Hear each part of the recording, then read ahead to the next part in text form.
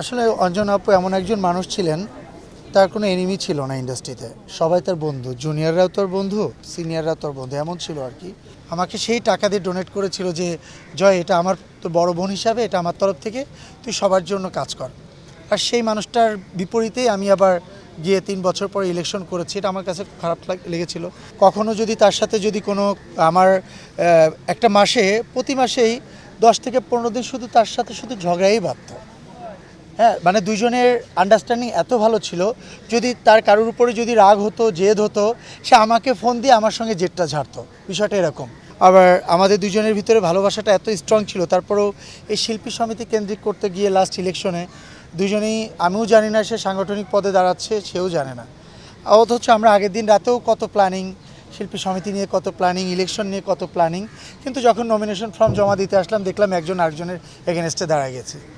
But যেভাবে হয়তো election হয়েছে সুন্দরভাবে, হওয়ার পর আমি জয়লাভ করেছি, সে আমার উপর অনেক ক্ষেপে গেছিলো। সেই ইন্ডাস্ট্রিতে মানে আমাকে এত বেশি ভালোবাসে, সে ভালোবাসার জায়গাটা থেকে আমি তার ভালোবাসা রক্ষা করতে পারি নাই। আমি যেদিন রেজাল্ট আসে ইলেকশনের দিন, আমি তাকে ফোন করেছি অনেকবার, সে পিক করে নেয়। পরবর্তীতে যখন পিক করে, SMS করার পরে আমি তার কাছে মাপ চেয়েছিলাম এবং আমি বলেছিলাম যে আপু, এটা অ্যাসোসিয়েশন তোমার, আমাকে তো তুমি নিয়ে আসছোই। আর ইভেন সবথেকে বড় কথা হচ্ছে, আমি যখন সর্বপ্রথম শিল্পী সমিতিতে আমি আসি, আমাকে সেই ডোনেট করেছিল, আমাকে সেই টাকা দিয়ে ডোনেট করেছিল যে জয়, এটা আমার তো বড় বোন হিসাবে, এটা আমার তরফ থেকে তুই সবার জন্য কাজ কর। আর সেই মানুষটার বিপরীতেই আমি আবার গিয়ে 3 বছর পরে ইলেকশন করেছি। এটা আমার কাছে খারাপ লেগেছিল। আমি বলেছি আপুকে যে আপু, আমার পোস্ট তোমাকে দিয়ে দিলাম, তুমি কাজ করো।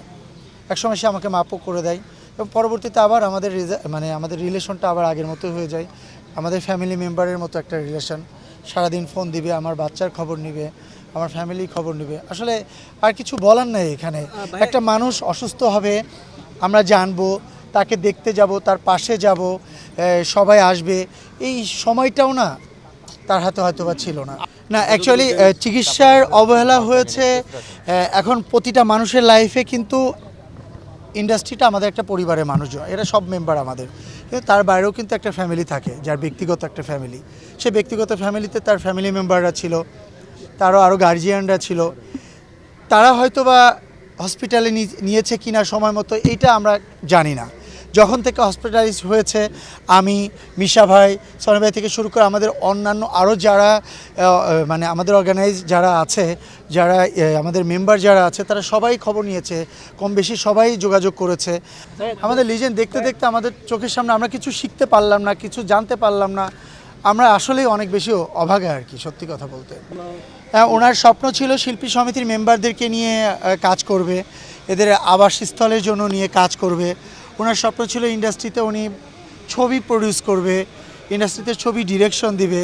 ইভেন উনি আমার সঙ্গে 2-3বারও কথা বলেছে, একটা ছবি রেডি করছে, ওটা হিরো হিসাবে আমাকে কাজ করার জন্য উনি কয়েকবার আমাকে বলেছিল।